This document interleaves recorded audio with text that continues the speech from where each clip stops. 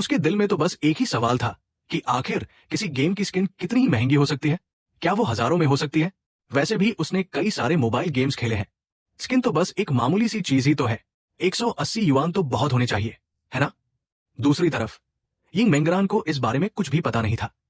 अगर आप थोड़ा सोचे तो पिछले वीकेंड पर जब तांग जी झो हेंग के घर खेलने आया था, तब उसने तांग जी को कहते हुए सुना था कि झो हेंग हमेशा से एक गेम वेपन स्किन खरीदना चाहता था। उसकी कीमत शायद 2000 युआन से ज्यादा थी। उसे तो पॉकेट मनी से भी खरीदा जा सकता था।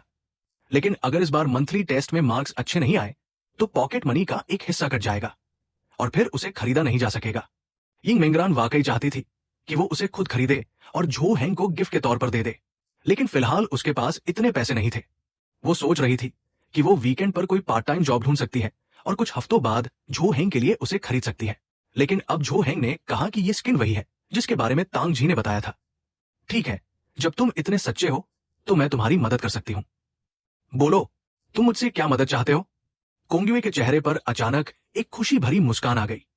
फिर उसने झो हेंग के आगे झुककर कहा, भैया प्लीज तोंग येनिंग को बाहर निकालने में मेरी मदद कर दो। चैप्टर 59 भले ही तुमने मुझसे झूठ बोला हो, मैं इसे मान गई। क्या? झो हेंग ने जब यह सुना तो उसकी भवें तन गई और वो घबरा गई। उसने एक कदम आगे भी बढ़ाया। वो इतनी डर गई कि कोंग्युए ने तुरंत एक कदम पीछे हटा लिया और अपने हाथों से अपना सिर ढक लिया, इस डर से कि कहीं झो हेंग उसे मार न दे। अरे, एक समझदार बंदा पलटकर वार नहीं करता। न सिर्फ झो हेंग ने जोरदार रिएक्शन दिया, बल्कि उसने यिंग मेंगरान के चेहरे पर भी नापसंदगी देखी। आखिरकार इससे क्या फर्क पड़ता है कि वो किससे मदद मांगती है, लेकिन उसने एक ऐसे इंसान को ढूंढ लिया जिसे वो ढूंढ ही नहीं सकती। क्या ये झो हेंग के दुखते रग पर हाथ रखने जैसा नहीं है?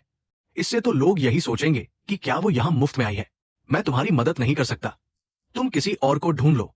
झो हेंग ने अपना हाथ नीचे किया और मुंह मोड़कर चला गया। उसने कहा कि वो तो बस एक मजाक था कि कोंग्युए से वो स्किन खरीदने को कहे। वो भला किसी छोटी सी मदद के बदले अपने ही क्लासमेट को कैसे मजबूर कर सकता था? मैं चाहती थी कि वो नजरअंदाज कर दे, लेकिन उसकी जिद देखकर झो हेंग मान गया और उसने बाद में उससे मदद मांगने का कोई प्लान नहीं बनाया था। मुझे लगा कोई बड़ी बात नहीं है। किसको पता था कि कोंग्युए की इतनी हिम्मत होगी कि वो उससे मदद मांगने चली आएगी। अगर वो तोंग येनिंग को बाहर बुला सकती तो उसने पहले क्यों नहीं बुलाया? क्या तुम उसे बाहर नहीं बुलाना चाहते? मत करो भैया, बस मेरी मदद कर दो, मेरे पास कोई और रास्ता नहीं है। कोंग्युए उसके पीछे भागी। उसका चेहरा ऐसा लग रहा था जैसे बस रोने ही वाली हो। उसने अपने हाथ आगे किए और मिन्नतें करने में लगी रही। वो भी जानती थी कि झो हेंग से ये काम करवाने के चांसेस बहुत कम थे, लेकिन उसने बार बार सोचा। ऐसा लगा कि कोई और इसके काबिल ही नहीं था। झो हेंग के चेहरे पर चिढ़ साफ दिख रही थी। वो क्या कहना चाहती थी? इसी बीच यिंग मेंगरान अचानक आगे आई और झो हेंग के आगे खड़ी हो गई। जब तुम खुद उसे बाहर नहीं बुला सकती तो किसी और से मदद कैसे मांग सकती हो? अगर तुम उसे बाहर बुला भी लो तो वो सिर्फ झो हेंग की वजह से आएगी। क्या तुम्हें लगता है कि तुम्हारा उसे बाहर बुलाना सही है?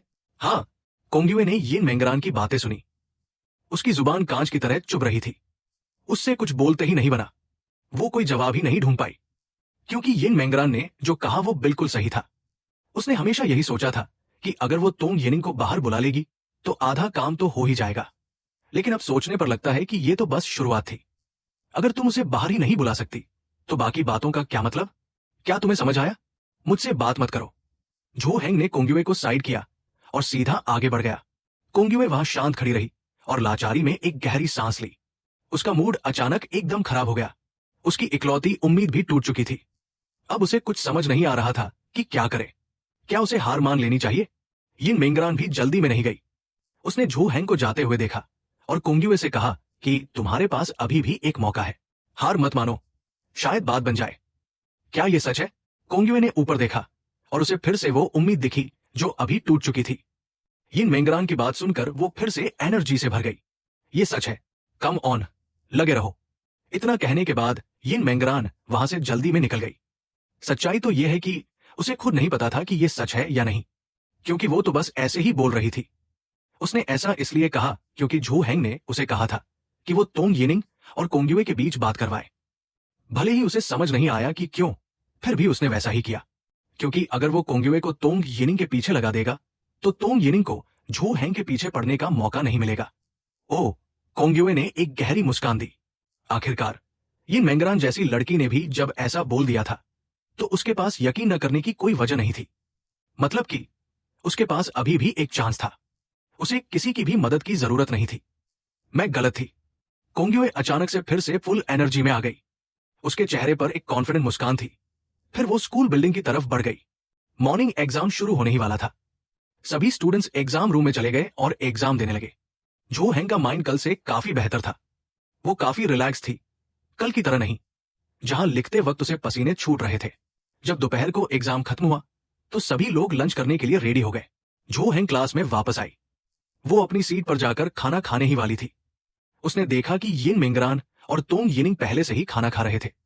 यिन मेंगरान ने जो हेंग को क्लासरूम में आते देखा तो तुरंत मुस्कुराई और उसे हाथ हिलाकर बुलाया। जो हेंग अपनी सीट पर वापस आई और बैठ गई। उसने कहा, तुम्हें अपने मार्क्स की चिंता करने की कोई जरूरत नहीं है। ये तो बहुत अच्छी बात है। यिन मेंगरान और तोंग यिनिंग उसके आसपास थे, लेकिन उनका एटीट्यूड एकदम अलग था। उनके लिए एग्जाम के ये 2 दिन किसी नॉर्मल स्कूल डे से अलग नहीं थे। उन्हें थोड़ी सी भी घबराहट नहीं थी। उन्हें कोई चिंता नहीं थी। और वो यिन मेंगरान के एटीट्यूड की तारीफ करती थी, क्योंकि अगर वो क्लास टॉपर होती तो कभी भी रिलैक्स रहने की हिम्मत नहीं करती, इस डर से कि कहीं कोई और उससे आगे न निकल जाए और उसे पछाड़ न दे। अगर वो टॉप पोजीशन से नीचे गिरती तो बहुत बड़ा गैप आ जाता। लेकिन यिन मेंगरान को देखकर लगता ही नहीं था कि वो जरा भी नर्वस है। ऐसा लग रहा था जैसे उसे इस बात से कोई फर्क ही नहीं पड़ता। तांगजी ने बिंदास तरीके से जो हेंग के टिफिन से अंडा उठा लिया और बोला, तुझे पहले किसने कहा था कि मन लगाकर मत पढ़? तू कोई बुद्धू थोड़ी ना है। अगर तू ढंग से पढ़ेगी तो किसी से कम नहीं रहेगी। फिर उसने फ्राइड एग का एक बाइट लिया, यिन मेंगरान की तरफ देखा और पूछा, क्या ये तुमने बनाया है? हाँ। क्या ये टेस्टी है? हाँ। जो हेंग ने अपना सिर हिला दिया। तांगजी को देखा और बोली, फिर से वही बेकार का दिलासा। क्या मतलब है तेरा कि मैं किसी से कम नहीं हूं? मैं तो शुरू से ही। तांगजी का चेहरा पीला पड़ गया था। गंभीरता से बोला, मैंने जो कहा वो सच है। मुझसे बुरा और कौन हो सकता है? जो हेंग चुपचाप खड़ा रहा और तांगजी को घूरता रहा कुछ सेकंड तक और कुछ नहीं बोला। इसी बीच यिन मेंगरान ने सिर हिलाया और कहा, मुझे भी ऐसा ही लगता है। तुम बिल्कुल भी बुरे नहीं हो। हर मामले में कम से कम मुझे तो ऐसा ही लगता है। जो हेंग बेबस और खामोश था। कुछ देर बाद उसने कहा, ठीक है, भले ही तुमने मुझसे झूठ बोला हो, मैंने इसे मान लिया। Thank you. तांगजी और यिन मेंगरान ने एक दूसरे को देखकर मुस्कुराया, एक खामोश समझदारी के साथ। जो हेंग ने यह देखा और उसके चेहरे पर हल्की सी मुस्कान आ गई। कुछ देर बाद खाना खाते हुए तांगजी ने अचानक कहा, जो हेंग, मेरी मम्मी कल मुझसे पूछ रही थी कि क्या तुम कोई खास चीज खाना चाहते हो। उन्होंने पहले से तैयारी कर ली है और तुम्हारे मेरे घर आने का इंतजार कर रही है। अरे, अगर तुम न बताते तो मैं तो लगभग भूल ही गया था। मैं तो कुछ भी खा सकता हूं। ऐसा कुछ खास नहीं है जो मैं खाना चाहता हूं। जो हेंग को अचानक याद आया कि उसने वादा किया था वीकेंड पर तांगजी के घर जाने का। वो तो लगभग भूल ही चुका था। यिन मेंगरान ने जब यह सुना तो उसने खामोशी से अपना सिर झुका लिया। उसने सोचा कि उस दिन उसे घर पर अकेले ही रहना पड़ेगा। पता नहीं जो हेंग कब वापस आएगा। इसी वक्त तांगजी ने यिन मेंगरान की तरफ देखा और मुड़कर कहा, वैसे तुम भी जो हेंग के साथ चलो। मैं बहुत पक्के पेट वाला इंसान हूं। अरे, यिन मेंगरान ने अपनी बड़ी बड़ी आंखें झपकाई और समझदारी से खुद की तरफ इशारा किया। क्या मैं भी चल सकती हूं? हाँ, बिल्कुल। क्या मैं तुम्हें घर पर अकेले रहने दे सकता हूं? बस तय रहा, मना मत करना। यिन मेंगरान ने एक गहरी सांस ली और जोर जोर से सिर हिलाया। उसने हाँ में सिर हिलाया और बोली। क्लासरूम के बाहर तोंग यिनिंग खिड़की से झांक रही थी और तीनों को एक गंभीर चेहरे के साथ देख रही थी। रैनरैन और जो हेंग के बीच क्या रिश्ता है? क्या वे दोस्त है? ये कब हुआ? तोंग यिनिंग कल रात से ही इसी बारे में सोचे जा रही है और वो ठीक से खा पी भी नहीं पा रही है। यहां तक कि सुबह के एग्जाम में भी उसका परफॉर्मेंस अच्छा नहीं रहा। उसने यिन मेंगरान और जो हेंग के रिश्ते का पता लगाने की बहुत कोशिश की, लेकिन उसे कुछ समझ नहीं आया। आखिर ये दोनों साथ कैसे आ गए? तोंग यिनिंग ने अपना हाथ कसकर भींच लिया और अपने होंठ दबा लिए। वो थोड़ी बेचैन थी। क्या जो हेंग रैनन को पसंद करने लगा है? क्या इसी वजह से उसने मुझसे दूरी बनानी शुरू कर दी है? तोंग यिनिंग के बेचैन होने की वजह यह थी कि वो जानती थी यिन मेंगरान उससे हर मामले में बहुत बेहतर है। चाहे वो बिहेवियर हो, मार्क्स हो या फिर लुक्स, वो किसी भी चीज में उससे कम नहीं है। अगर जो हेंग सच में यिन मेंगरान को पसंद करने लगा है तो फिर तो उसका कोई चांस ही नहीं है। तुम यहां क्या कर रही हो? इसी वक्त अचानक एक आवाज उसके कानों में पड़ी। उसका सिर भन्ना गया। उसका शरीर तुरंत एक तरफ खिसक गया। उसने अपने पास खड़े इंसान को देखा। जब उसने इस इंसान को देखा तो वो न सिर्फ थोड़ा डर गई बल्कि उसकी रूह भी काम गई। वो कोई और नहीं, कोंग युए थी। इस वक्त उसके चेहरे पर एक मुस्कान थी। उसे लगा कि वो बड़ी कूल और हैंडसम लग रही है, लेकिन दूसरों की नजर में ये काफी घिनौना था। तुम क्या कर रही हो? मेरे करीब मत आओ। अगर तुम और पास आए तो मैं चीख दूंगी। तोंग यिनिंग पीछे हट गई। जब उसने कोंगयुए को पास आते देखा तो ऐसा लगा जैसे कोई बला चली आ रही हो। वो तो पीछे हटते हटते दुनिया के दूसरे कोने तक चले जाना चाहती थी। अरे नहीं, नहीं, नहीं, मेरा वो मतलब नहीं था। मैं तो बस ये पूछना चाहती थी कि क्या तुम इस वीकेंड फ्री हो? कोंगयुए ने एक चालाक मुस्कान दी। उसने अपने हाथ मले और उम्मीद से तोंग यिनिंग को देखने लगी। वो इतनी डर गई कि तोंग यिनिंग का सिर झुंझुने की तरह हिलने लगा। उसने साफ मना कर दिया, नहीं, मैं इस वीकेंड मेरे घर पर मेरी मैरिज मीटिंग है। मीटिंग के बाद मुझे खेत में गेहूं काटने जाना है और रात को टेक्सटाइल फैक्ट्री में काम करने जाना है। मैं बहुत बिजी हूं, मेरे पास बिल्कुल टाइम नहीं है। कोंगयुए का मुंह बन गया। उसे समझ नहीं आया कि तोंग यिनिंग क्या बकवास कर रही थी, लेकिन इसका सीधा मतलब यही था कि उसने मना कर दिया था। कोंगयुए ने देखा कि तोंग यिनिंग की आंखें बार बार क्लासरूम के अंदर झांक रही थी, इसलिए उसने भी क्लासरूम के अंदर देखा और झो हेंग और बाकी लोगों को देखा। तुम किसे देख रही थी? झो हेंग और बाकी लोगों को? तोंग यिनिंग ने उसे देखा। उसने अपनी ठुड्डी उठाई और बोली, इससे तुम्हारा कोई लेना देना नहीं है। कोंगयुए ने अपना मुंह पोंछा और अचानक उसे कुछ याद आया। वो तुरंत बोली, वैसे क्या तुम्हें पता है, मैंने सुना है कि झो हेंग और मॉनिटर यिंग मेंगरान शायद एक साथ लिव इन में रह रहे हैं। अरे अच्छा। तोंग यिनिंग ने बस हाँ कह दिया और फिर वो क्लासरूम की तरफ घूरती रही। लगभग 3 सेकंड के बाद तोंग यिनिंग की आंखें धीरे धीरे सामने की तरफ घूमी। उसने कोंगयुए को देखा और उसका मुंह हल्का सा खुला का खुला रह गया। उसकी पलकें झपकी और उसके चेहरे पर एक भौचक्का सा एक्सप्रेशन था। हाँ, तुमने क्या कहा? कोंगयुए ने देखा कि उसने कामयाबी से तोंग यिनिंग का ध्यान खींच लिया है, तो वो आगे बोलने लगी। तुम्हें अभी तक नहीं पता? देखो, क्या लू युनशुआओ भी आज नहीं आई है? मैंने कल रात उससे पूछा था जब मैं उससे बात कर रही थी। उसने मुझे बताया कि शायद वो इसी वजह से स्कूल नहीं आने का सोच रही है। आखिर माजरा क्या है? मुझे जल्दी बताओ। तोंग यिनिंग ने एक कदम आगे बढ़ाया और कोंगयुए के और करीब आ गई। उसके चेहरे पर एक घबराहट साफ दिख रही थी। वो एक्सप्रेशन बेताबी भरा था। ऐसा लग रहा था जैसे वो सच जानने के लिए मर मिटने को तैयार हो। कोंगयुए के चेहरे पर घमंड की एक झलक आई। उसके मुंह और पैरों में अजीब सी खुजली होने लगी। लेकिन किसी और का सीक्रेट यूं ही दूसरों को बता देना अच्छी बात नहीं है ना? मैं बहुत पक्के पेट वाली इंसान हूं। भले ही कोंगयुए ये दिखाना चाहती थी कि वो बड़ी धर्म संकट में है, लेकिन वो अपने एक्सप्रेशन संभाल नहीं पाई। उसका चेहरा एकदम घटिया और चालाक लग रहा था। तोंग यिनिंग ने घिनाना सा मुंह बनाया, एक कदम पीछे हटी और अपने दांत भींच लिए। बताओ, तुम्हें सच बताने के लिए क्या चाहिए? खैर, मैंने सोचा है स्कूल में ये सब कहना ठीक नहीं है। अगर दूसरों ने सुन लिया और बात फैल गई तो झो हेंग मेरी बैंड बजा देगा, इसलिए स्कूल के बाहर बताना ज्यादा सेफ रहेगा। वैसे मैं वीकेंड पर एकदम फ्री हूं। कोंगयुए ने अपने हाथों से ताली बजाई और हाथ पीछे बांध लिए। उसका सिर दाएं बाएं मटक रहा था। उसकी बातों में एक बहुत ही साफ इशारा था। तुम चाहती हो कि मैं वीकेंड पर तुम्हारे साथ बाहर चलूं, तब जाकर तुम मुझे बताओगी। तोंग यिनिंग ने एक गहरी सांस ली और अपनी आंखें बंद कर ली। उसने उम्मीद नहीं की थी कि कोंगयुए इतनी बेशर्म निकलेगी जो इस तरीके का इस्तेमाल करके उसे ब्लैकमेल करेगी। हाँ, लगभग मेरा यही मतलब है। तुम्हें क्या लगता है? वैसे भी ये बात सिर्फ मुझे ही पता है। कोंगयुए ने कोई दिखावा नहीं किया और सीधे सीधे बोल दिया, क्योंकि वो भी देख लिया था। तोंग यिनिंग वाकई इस बारे में जानना चाहती थी। जाहिर सी बात है, कोंगयुए के बोलने के बाद तोंग यिनिंग के चेहरे पर एक मुश्किल सा एक्सप्रेशन आ गया, जैसे वो बहुत सीरियस होकर सोच रही हो। कोंगयुए ने देखा कि वो अभी तक मानी नहीं है, तो वो आगे बोलती रही। अरे, वैसे भी ये बहुत बड़ी बात है। मैंने किसी को नहीं बताया। मुझे मुसीबत में पड़ने का डर है, लेकिन मुझे लगा कि तुम जानना चाहती हो, इसलिए मैंने अपनी जान जोखिम में डालकर तुम्हें बताया है। अगर तुम नहीं जानना चाहती तो ये मेरे लिए ही अच्छा है। मुझे ये सीक्रेट अपने तक ही रखने दो। इतना बोलने के बाद कोंगयुए मुड़ी और जाने लगी। बस उसकी चाल बहुत धीमी थी। कोई बूढ़ा इंसान भी उससे तेज चले। आखिरकार ये तवज्जो पाने का उसका प्लान था। अगर वो यूं ही चली जाती तो काम कैसे बनता? तोंग यिनिंग कोई बेवकूफ नहीं है। अगर वो ये न समझ पाए तो सब बेकार है, लेकिन वो मना भी नहीं कर सकती। वो सच में इस सीक्रेट को जानना चाहती है। अब जब उसने सुन लिया है कि झो हेंग और यिन मेंगरान एक साथ रहते हैं, तो ये बात उसके लिए किसी बिजली गिरने जैसी थी। अगर वो इसका पता नहीं लगाती तो वो वाकई बहुत बेचैन रहेगी। लगभग 10 सेकंड बीत जाने के बाद भी कोंगिवे 2 मीटर भी आगे नहीं बढ़ पाई थी और तोंग यिनिंग का दिल 100 बार कशमकश में आ चुका था। क्या वो सच में अपनी आत्मा का सौदा करके ये खबर हासिल करना चाहती है?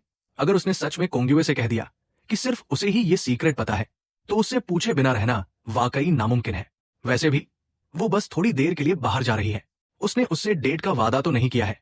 सीक्रेट सुनने के बाद वो खुद ही वहां से निकल सकती है। आखिरकार तोंग यिनिंग ने अपना सिर उठाया और बोली, ठीक है, मैं इस वीकेंड तुम्हारे साथ बाहर चलूंगी। तुम्हें मुझे वो सब बताना होगा जो तुम जानती हो। कोंगिवे ने एक कदम बढ़ाया और उसकी मुस्कान 7वें आसमान पर पहुंचने ही वाली थी। उसने खुद पर कंट्रोल किया और अपना सिर घुमाया। तोंग यिनिंग की तरफ देखते हुए धीमी आवाज में बोली, फिक्र मत करो, मैं तुम्हें पक्का सब कुछ बता दूंगी। चैप्टर 61 में उसे ईमानदारी से मुझे भागते हुए देखने दूंगा। लंच के बाद ब्रेक के टाइम पर यिंग मेंगरान अपनी सीट पर वापस आ गई, किताब की तरफ देखते हुए और दोपहर के सब्जेक्ट का रिवीजन करते हुए। इसी वक्त एक लड़की चलकर आई और उससे बोली, मॉनिटर, हेडमास्टर तुम्हें ढूंढ रहे हैं, तुम्हें ऑफिस में बुलाया है। ओह ठीक है, यिंग मेंगरान ने सिर हिलाया। फिर उसने किताब समेटी और खड़ी होकर क्लासरूम से बाहर निकल गई। वो ऑफिस पहुंची, दरवाजा खटखटाया, अंदर गई और अपने हेडमास्टर की टेबल के पास आ गई। इस वक्त हेडमास्टर फोन पर बात कर रहे थे। यिंग मेंगरान को देखकर उन्होंने उसे पास वाली कुर्सी पर बैठने का इशारा किया और थोड़ी देर इंतजार करने को कहा। यिंग मेंगरान बैठ गई और हेडमास्टर के फोन खत्म करने का इंतजार करने लगी। जब उन्होंने फोन रखा तो उन्होंने यिंग मेंगरान की तरफ देखा। उन्होंने कहा, यिंग मेंगरान, मुझे तुमसे कुछ पूछना है। बात हमारी क्लास के कैप्टन की है। लू युनशुआओ ने दूसरे स्कूल में ट्रांसफर ले लिया है। वो अब आगे से नहीं आएगी। यिंग मेंगरान की आंखें फटी की फटी रह गई और वो हैरान हो गई। उसके दिमाग में कल सुबह की बात याद आई जब उसकी लू युनशुआओ से बहस हुई थी। उसने आज ही दूसरे स्कूल में ट्रांसफर ले लिया। क्या ये उसकी वजह से हुआ? ये तो बहुत ज्यादा हो गया। जो भी हो, दूसरे स्कूल में ट्रांसफर लेने की कोई जरूरत नहीं थी। ये तो हाई स्कूल का तीसरा साल है। एक साल में कॉलेज का एंट्रेंस एग्जाम होने वाला है। ऐसे वक्त में ट्रांसफर लेने से पढ़ाई पर असर तो पड़ेगा ही। हेडमास्टर ने एक ठंडी सांस भरी। वे आगे बोलने लगे, क्लास कैप्टन की पोस्ट अब खाली है। तुम्हारी अपनी क्लासमेट्स के साथ अच्छी बनती है ना? तुम किसी को भी चुन सकती हो। वैसे भी हाई स्कूल के तीसरे साल के बाद क्लास कैप्टन उतना इंपॉर्टेंट नहीं रहता। ये तो बस महीने के आखिर में होने वाले स्पोर्ट्स मीट के लिए है। किसी ऐसे को चुन लो जो तुम्हारी मदद कर सके। खैर, यिंग मेंगरान झिझक रही थी। वो कुछ बोल ही नहीं पा रही थी जब उन्होंने उसे ही बंदा सजेस्ट करने को कह दिया। उसे सच में समझ नहीं आ रहा था कि किसे चुने। अगर उसकी पसंद की बात होती तो झो हेंग ही स्पोर्ट्स कैप्टन बनता। वो हर तरह से इसके सबसे ज्यादा काबिल है। लेकिन उसने सोचा कि झो हेंग को क्लास का कोई पद संभालना बिल्कुल पसंद नहीं होगा और ऊपर से स्पोर्ट्स मीट में मदद भी करनी पड़ेगी। इससे तो बेहतर है कि झो हेंग को थोड़ा और आराम करने दिया जाए। इसलिए उसने कुछ नहीं कहा। उसे किसी और का नाम लेने की हिम्मत ही नहीं हुई। उसे ज्यादा कुछ पता भी नहीं था। मुझे लगता है कि आप ही फैसला कर लीजिए। मुझे भी नहीं पता कि किसे चुनना चाहिए। अच्छा, मुझे देखने दो कि किसका स्पोर्ट्स में परफॉर्मेंस ज्यादा अच्छा है। तुम पहले वापस जाओ। यिंग मेंगरान के जाने के बाद हेडमास्टर सोचने लगे कि उनकी क्लास में कैप्टन की पोस्ट के लिए कौन सही रहेगा। स्पोर्ट्स परफॉर्मेंस से वैसे तो कोई खास फर्क नहीं पड़ता, लेकिन कम से कम किसी लंबे चौड़े बंदे को ही चुनना चाहिए। ऐसा लगता है कि कुछ दिन पहले किसी ने स्कूल का बास्केटबॉल हूप तोड़ दिया था। दोपहर में सिर्फ 2 ही एग्जाम थे, इसलिए एग्जाम जल्दी ही खत्म हो गए। जब झो हेंग एग्जाम रूम से बाहर निकला तो उसे बहुत हल्का महसूस हो रहा था। क्या वो कामयाब हो पाएगी? उसने इतने भारी दबाव को उतार फेंका था। ये काफी कूल था। वो बस क्लासरूम में वापस जाना ही चाहता था कि उसने हेडमास्टर को वहां खड़े देखा। झो हेंग ने देखा और आराम से आगे बढ़ता रहा, लेकिन वो जितना पास आता गया उसे मामला उतना ही गड़बड़ लगा। हेडमास्टर की आंखें उसी को घूर रही थी। क्या उसने कोई गलती कर दी थी? मुझे तो ऐसा नहीं लगता। झो हेंग ऐसा नाटक करने ही वाला था जैसे उसने हेडमास्टर को देखा ही ना हो। जब वो क्लासरूम में जाने लगा तो हेडमास्टर ने अचानक उसे आवाज दी, झो हेंग, 1 मिनट रुको। क्या बात है सर? झो हेंग रुक गया और अपने पास खड़े हेडमास्टर को देखकर खुद उनसे पूछा, हाँ, लू युनशुआओ ने दूसरे स्कूल में ट्रांसफर ले लिया है। अब क्लास कैप्टन की पोस्ट खाली है। क्या तुम क्लास कैप्टन बन सकते हो? दूसरे स्कूल में ट्रांसफर ले लिया? नहीं, मैं कैप्टन बनूंगा। रहने दीजिए सर, मैं कैप्टन नहीं बनना चाहता। झो हेंग ने हाथ नीचे किया और बिना सोचे समझे मना कर दिया। हेडमास्टर ने आंखें बंद की और कहा, ज्यादा काम नहीं है। हाई स्कूल का तीसरा साल है, ध्यान तो पढ़ाई पर ही रहेगा। क्या ये सब स्पोर्ट्स मीट के लिए नहीं है? मुझे किसी की मदद चाहिए। मेंगरान इन सब कामों में बिजी है। स्पोर्ट्स मीट के बाद बस साइन करने का काम रहेगा, और कुछ नहीं है। फिर तो मेरा भी स्पोर्ट्स मीट से कोई लेना देना होगा। झो हैंग चौंक गया। फिर उसने आंखें फाड़कर हेडमास्टर की तरफ देखा और पूछा, हाँ, मेन काम तो प्रोजेक्ट्स वगैरह की रिपोर्ट तैयार करना होगा, ज्यादा झंझट नहीं होगी। ठीक है, फिर मैं स्पोर्ट्स कैप्टन बन सकता हूं। झो हैंग ने सिर हिलाया और सीधा मान गया। यहां तक कि हेडमास्टर भी हैरान रह गए। उन्हें समझ नहीं आया कि झो हैंग अभी थोड़ी देर पहले इतना मना क्यों कर रहा था। वो इतनी जल्दी कैसे मान गया? चलो बढ़िया है, वापस जाओ। झो हैंग क्लास में वापस आ गया। उसके बैठने के बाद हेडमास्टर भी थोड़ी देर बाद अंदर आए। पोडियम पर खड़े होकर उन्होंने नीचे बैठे स्टूडेंट से कहा, लेकिन खैर सुनो, मुझे तुम लोगों को एक बात बतानी है। कुछ स्टूडेंट्स जानते होंगे कि लू युनशुआओ ने कुछ खास वजहों से दूसरे स्कूल में ट्रांसफर ले लिया है, और अब से झो हमारे क्लास का स्पोर्ट्स कमेटी मेंबर बनेगा और स्पोर्ट्स मीट संभालेगा। ये सुनते ही मैंगरान हैरान रह गई और उसका गला सूख गया। उसने मुड़कर झो हैंग की तरफ देखा। झो हैंग ने देखा कि पूरी क्लास उसी को घूर रही है, तो उसने शर्मिंदा होकर अपना सिर नीचे झुका लिया। मैंगरान को बिल्कुल उम्मीद नहीं थी कि झो हैंग इसके लिए हाँ कह देगा। उसे लगा था कि वो 100% मना कर देगा। पूरी क्लास में सिर्फ तांग जी ही एक ऐसी थी जिसका चेहरा गुस्से से नीला पड़ा हुआ था। उसने त्योरियां चढ़ाते हुए झो हैंग की तरफ देखा और बोली, तुम कितने निर्दयी हो। मुझसे निपटने के लिए तुमने स्पोर्ट्स कमेटी का मेंबर बनना भी कबूल कर लिया। झो हैंग ने अपना सिर उठाया, तांग जी की तरफ देखा और सांस छोड़ते हुए बोला, अच्छा, तुम्हें समझ आ गया? हाँ, तुम्हें ठिकाने लगाने का यही एक तरीका है। तुम वाकई अजीब हो। किसने कहा कि मैं लंबी दौड़ नहीं भाग सकता? अगर ऐसा नहीं है तो अपनी कही बात वापस लो और मानो कि मैं तुमसे बेहतर हूं। सपने देखना बंद करो, तांग जी ने झड़क दिया। शाम को स्कूल खत्म होने के बाद तोंग येनिंग ने खास तौर पर नजर रखी। झो हैंग के क्लासरूम से निकलते ही मेंगरान की वजह से वो तुरंत उसके पीछे पीछे चलने लगा।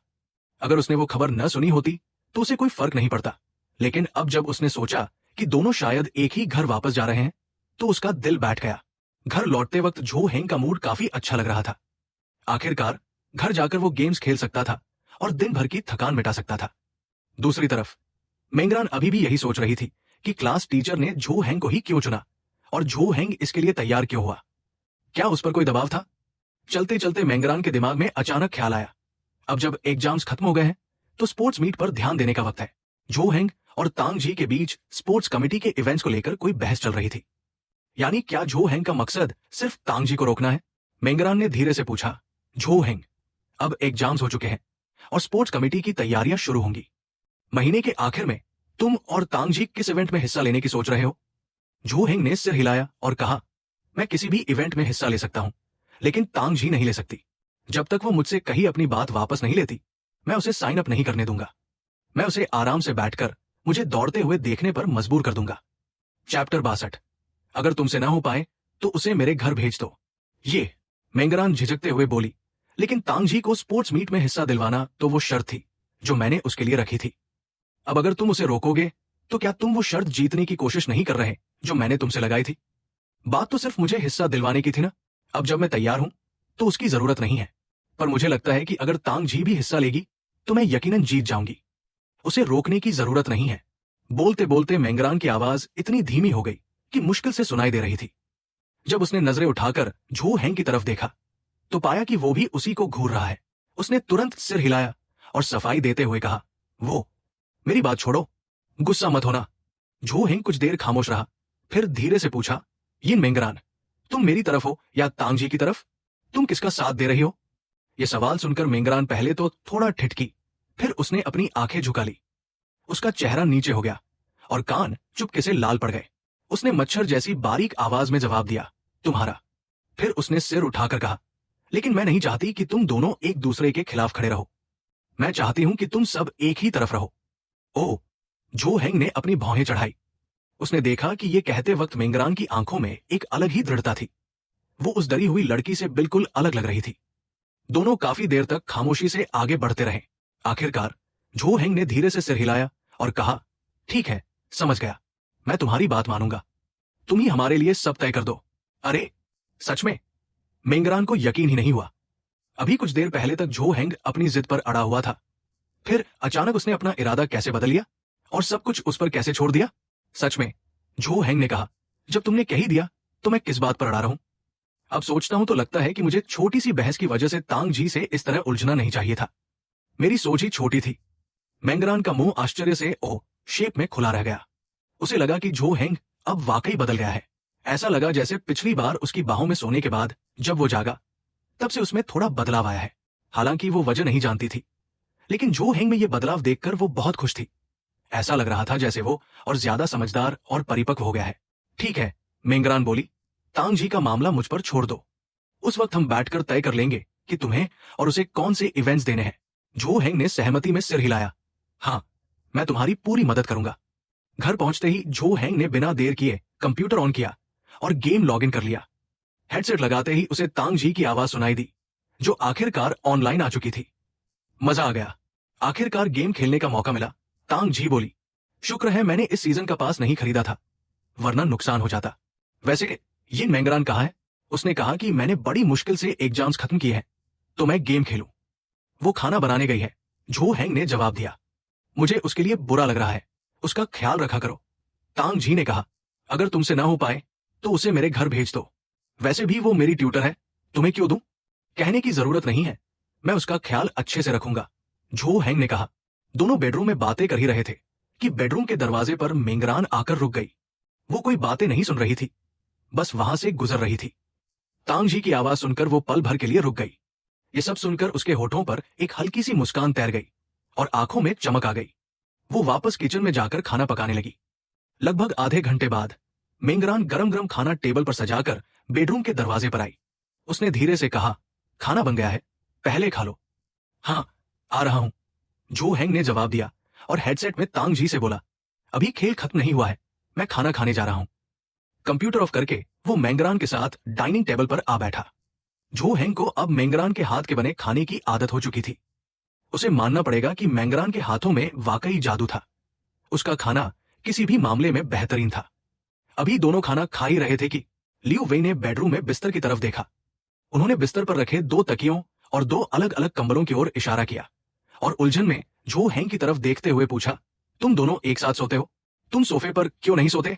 मैं तो सोफे पर ही सोने वाला था, लेकिन ये नहीं माना। जो हेंग ने सफाई दी। ये खुद सोफे पर सोने की जिद करने लगा, फिर मैं नहीं माना। आखिरकार हम दोनों ही बिस्तर पर सो गए। जो हेंग थोड़ा झेम गया। उसे समझ नहीं आ रहा था कि बात यहां तक कैसे पहुंच गई। अब तो मुझे इसकी आदत भी हो चुकी है, कुछ अजीब ही नहीं लगता। अरे, यहां एक ही बेडरूम है और ये थोड़ा छोटा भी है, लियू वेई ने कहा। वैसे भी मकान का किराया खत्म होने वाला है, तो हम तुम्हारे लिए कोई नई जगह देख लेंगे। लियू वेई ने धीरे से सिर हिलाया। तभी उन्हें अचानक कुछ याद आया। उन्होंने अपनी जेब से एक लाल लिफाफा निकाला और जो हेंग की तरफ बढ़ा दिया। जो हेंग ने लिफाफा थामते हुए अपनी आंखें झपकाई और पूछा, आप ये मुझे सीधे ही दे रही हैं?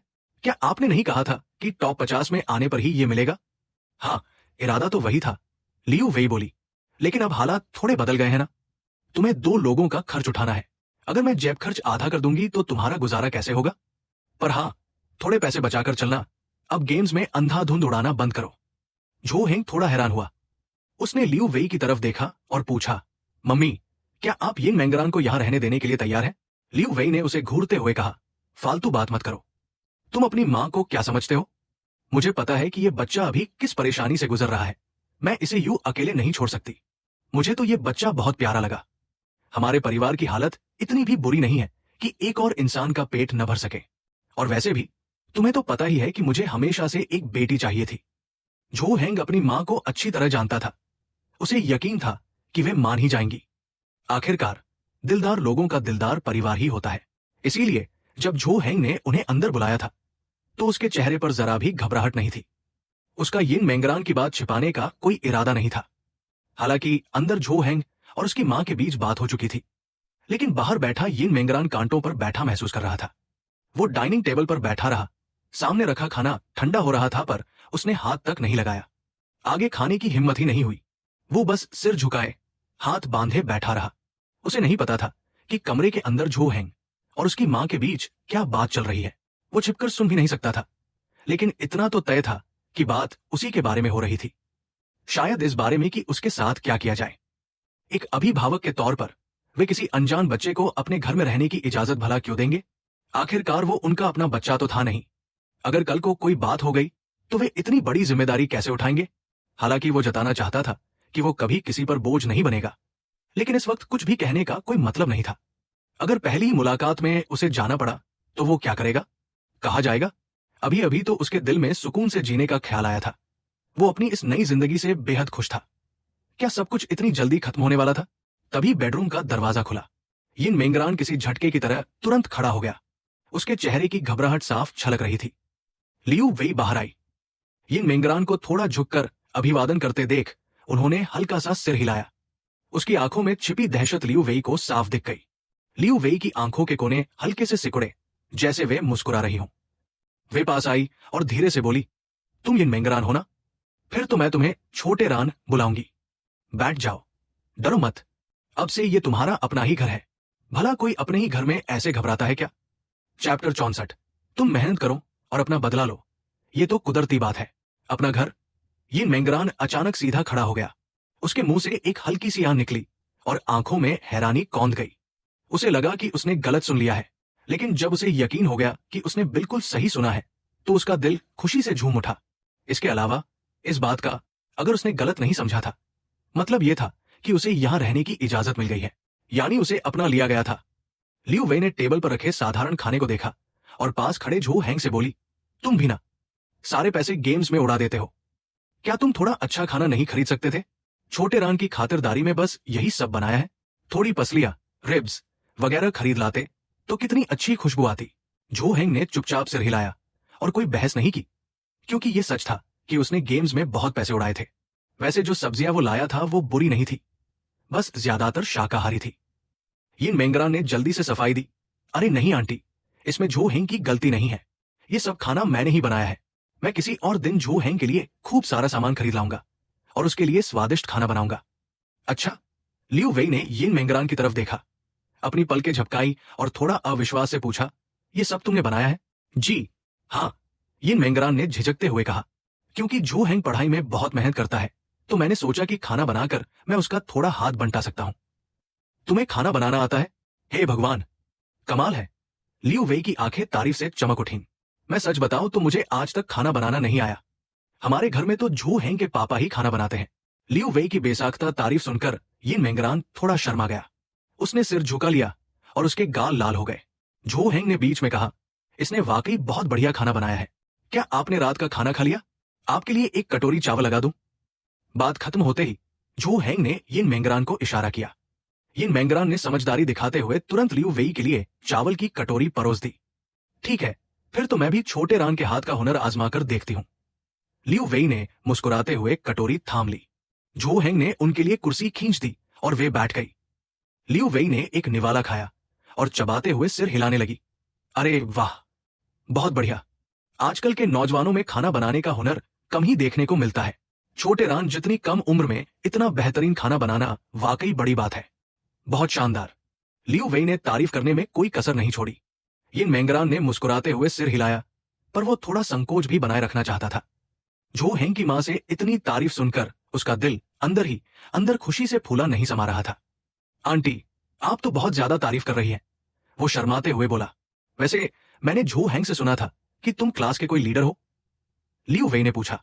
यिन मेंगरान ने सिर हिलाया और धीमी आवाज में जवाब दिया, जी, मैं क्लास का मॉनिटर हूं। लियू वेई ने घूमकर आंखें फाड़े झो हैंग की तरफ देखा।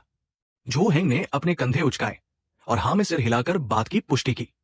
लियू वेई वापस मुड़ी और धीमी आवाज में पूछा, फिर तो तुम पढ़ाई में भी बहुत तेज होगे? जी, बस ठीक ठाक ही हूं, यिन मेंगरान ने नम्रता से जवाब दिया। इस पर झो हैंग ने सीधे ही पोल खोल दी। ये अपनी क्लास के टॉप 5 में आता है। अगले ही पल लियू वेई ने अपने हाथ की चॉपस्टिक टेबल पर दे मारी। आवाज इतनी तेज थी कि मेंगरान का पूरा शरीर डर से कांप उठा। तुम इतनी अच्छी स्टूडेंट हो, लियू वेई किसी बिजली के कड़कने की तरह चिल्लाई। उनकी आंखों में एक अटूट भरोसा था और उनका मुंह खुला का खुला रह गया था। मेंगरान की हिम्मत नहीं हुई कि वो पलटकर कुछ बोले। उसने कभी अपनी पढ़ाई और मार्क्स को कोई बड़ी बात नहीं समझा था, इसलिए उसे समझ ही नहीं आया कि लियू वेई का ऐसा रिएक्शन क्यों था। हे भगवान, तुम पढ़ाई में इतनी होशियार हो, तुम स्कूल जाना बंद नहीं कर सकती। बिल्कुल चिंता मत करो छोटे रान, तुम बस मन लगाकर पढ़ाई करो और किसी चीज के बारे में मत सोचो। मैं तुम्हारी पूरी मदद करूंगी। लियू वेई ने हाथ में चॉपस्टिक पकड़े हुए बड़े उत्साह से कहा। उनकी बातें सुनकर मेंगरान का दिल भी भावुक हो उठा। उसे उम्मीद नहीं थी कि झो हैंग का स्वभाव बिल्कुल अपनी मां जैसा होगा। ये बातें काफी हद तक वैसी ही थी जैसी झो हैंग ने उससे कही थी। वो तुरंत खड़ा हुआ, लियू वेई के आगे थोड़ा झुका और बड़ी संजीदगी से उन्हें धन्यवाद कहा। लियू वेई ने सामने खड़े मेंगरान को देखा। उसके हाव भाव और सम्मान को देखकर ऐसा लग रहा था मानो वे सोच रही हों, कितना प्यारा बच्चा है, अगर ये मेरी बेटी होती तो कितना अच्छा होता। इस वक्त मेंगरान को देखते हुए उनके दिल में उसके लिए प्यार और बढ़ता जा रहा था, जैसे जितना देखो उतना ही वो पसंद आ रहा हो। यिंग मेंगरान ने सिर उठाया और आगे कहा, लेकिन आंटी, मैं आपकी इस मेहरबानी को यूं ही चुपचाप स्वीकार नहीं कर सकता। मुझे भी आपके लिए कुछ करना होगा, वरना मेरा मन बेचैन रहेगा। वो खुश तो था, लेकिन यूं ही सब कुछ स्वीकार नहीं कर सकता था। ये तो बेहद बेशर्मी होती। उसने कोई काम नहीं किया था, तो किसी का बेवजह उसके प्रति इतना अच्छा होने का कोई हक नहीं बनता था। अच्छा, ठीक है, ठीक है, लियू वेई चेहरे पर मुस्कान लाते हुए बोली। यिंग मेंगरान वापस बैठ गया। लियू वेई ने उससे कहा, अच्छा ऐसा करते हैं, मैंने सुना है कि तुमने मंथली एग्जाम्स में झो हेंग की मदद की थी, तो तुम आगे भी झो हेंग को पढ़ाना जारी रखो, ठीक है? इसे ऐसा ही समझो कि मैं तुम्हें झो हेंग के ट्यूटर के तौर पर रख रही हूं। तुम अपनी पढ़ाई और मेहनत जारी रखो, ये तो बढ़िया रहेगा ना? ये, आंटी, अगर आप न भी कहती तब भी मैं झो हेंग को पढ़ाना जारी रखता। ये कोई मेहनत का काम नहीं है, मुझे लगता है। यिंग मेंगरान अभी भी कुछ और कहना चाहता था, क्योंकि उसे लग रहा था कि ये तो कुछ न करने जैसा ही है। ये कोई ऐसा काम नहीं था जिससे वो उनके एहसानों का बदला चुका सके। लेकिन तभी पास बैठे झो हेंग ने अचानक जोर से 2 बार खांसा। हु! यिंग मेंगरान के शब्द वही थम गए। उसने मुंह में आई बात वापस खींच ली और झो हेंग की तरफ देखा। झो हेंग उसकी तरफ नहीं देख रहा था, बल्कि चुपचाप खाने में व्यस्त था। बस उसकी भौहों के बीच एक अजीब सा इशारा तैर रहा था। उस पल यिंग मेंगरान को कुछ कुछ समझ आ गया। उसने तुरंत अपना रुख बदला और धीरे से बोला, मैं समझ गया, थैंक यू, आंटी। बात खत्म होते ही उसने लियू वेई के चेहरे पर एक संतुष्ट मुस्कान देखी। वे उसके बदले हुए रवैये से खुश लग रही थी। सच तो यह था कि मेंगरान को पूरी तरह समझ नहीं आया था कि झो हेंग का क्या मतलब था, लेकिन उसने अनजाने में ही सही अपनी बात संभाली थी। जब उसने दोबारा झो हेंग की तरफ देखा तो झो हेंग के माथे की त्योरियां भी ढीली पड़ चुकी थी और उसके चेहरे पर हल्की सी मुस्कान आ गई थी। मेंगरान ने मन ही मन सोचा, शायद अब मेरे और झो हेंग के बीच एक अच्छी समझ बन गई है। खाने के बाद यिंग मेंगरान बर्तन और टेबल साफ करने लगा। लियू वेई जाने की तैयारी करने लगी। वे दरवाजे के पास आई, अपने जूते पहने और मेंगरान को पास आते देखा। मेंगरान ने पूछा, आंटी, क्या आप आज रात यहां नहीं रुकेंगी? लियू वेई ने मुस्कुराते हुए कहा, तुम दोनों के रहने के लिए ये जगह काफी है। मैंने पास ही एक होटल में रूम बुक कर लिया है, तुम चिंता मत करो। लियू वेई ने दरवाजा खोला और बाहर जाने लगी, पर जाने से पहले उन्हें अचानक कुछ याद आया। वे मुड़ी और यिंग मेंगरान से बोली, वैसे मैं झो हेंग के मंथली एग्जाम का रिजल्ट आने तक यही रुकूंगी, तो मैं अभी कुछ दिन और शहर में ही हूं। कल जब पेपर खत्म हो जाएंगे तो मैं तुम लोगों को बाहर डिनर पर ले चलूंगी।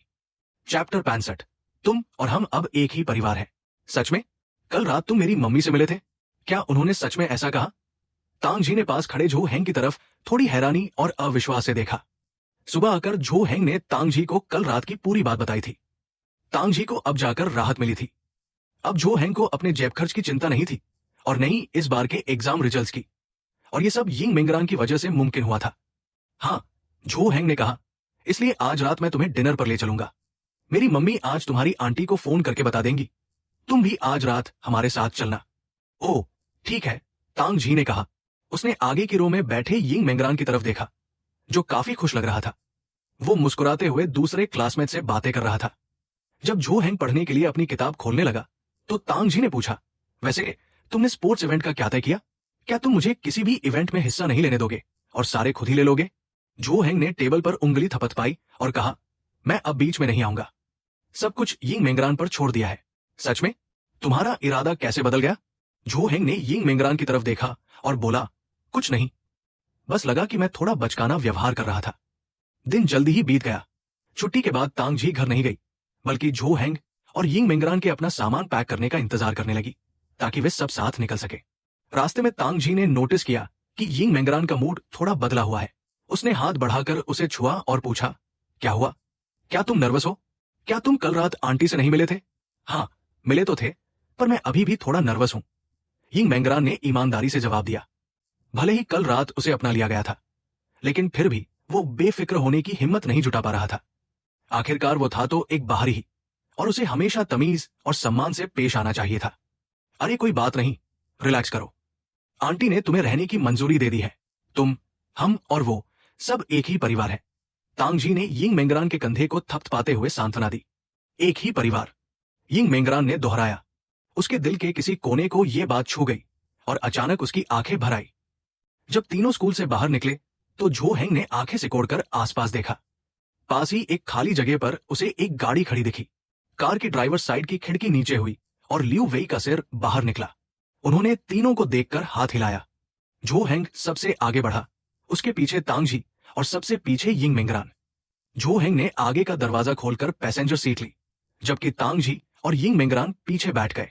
कार में बैठते ही तांग जी ने आगे बैठी लियू वेई को हेलो कहा। आंटी, नमस्ते, तांग जी ने मुस्कुराकर कहा। लियू वेई ने मुस्कुराते हुए जवाब दिया, नमस्ते छोटे जी, बहुत दिनों बाद देखा तुम्हें और सुंदर लग रही हो। आंटी, आप भी दिन ब दिन और जवान दिख रही हैं, तांग जी बोली। छोटे जी को मीठा बोलना बहुत पसंद है, बातें कितनी प्यारी कर लेती हो। लियू वेई ने रियर व्यू मिरर में देखा। पीछे बैठा यिंग मेंगरान थोड़ा असहज दिख रहा था। लियू वेई बोली, छोटे रान। जी आंटी, यिंग मेंगरान ने तुरंत जवाब दिया, मानो एक पल की भी देरी होने पर उसे लगा हो कि उसने लियू वेई की अनदेखी कर दी। लियू वेई ने बेहद प्यार भरे लहजे में पूछा, तुम क्या खाना पसंद करोगे? बेझिझक बताओ, मैं तुम्हारी पसंद का ही खाऊंगी। मुझे सब चलेगा आंटी, आप ही तय कर लीजिए, मेरी चिंता मत कीजिए, यिंग मेंगरान बोला। चलो ठीक है, मैंने तय कर लिया है, अगर पसंद न आए तो बता देना। लियू वेई ने गाड़ी आगे बढ़ा दी। वे उस रोड की तरफ निकल गए जहां रेस्टोरेंट्स खुले हुए थे। रात होने के बावजूद वहां काफी चहल पहल और रोशनी थी। आखिरकार लियू वेई ने एक हॉटपॉट रेस्टोरेंट के बाहर गाड़ी रोकी। रेस्टोरेंट में काफी भीड़ थी, पर खुशकिस्मती से एक टेबल खाली मिल गई। वेटर ने उन्हें सीट पर बैठाया और मेन्यू लाकर दिया। लियू वेई ने मेन्यू यिंग मेंगरान की तरफ बढ़ाते हुए उसे ऑर्डर करने को कहा, पर यिंग मेंगरान ने मना कर दिया। आखिर वो ऑर्डर कैसे करता? वो तो खुद को बाहरी समझ रहा था। खाने को मिल रहा था वही बहुत था। वो पूरी तमीज से पेश आना चाहता था। झो हेंग समझ गया कि यिंग मेंगरान झिझक रहा है, इसलिए उसने उस पर और दबाव नहीं डाला।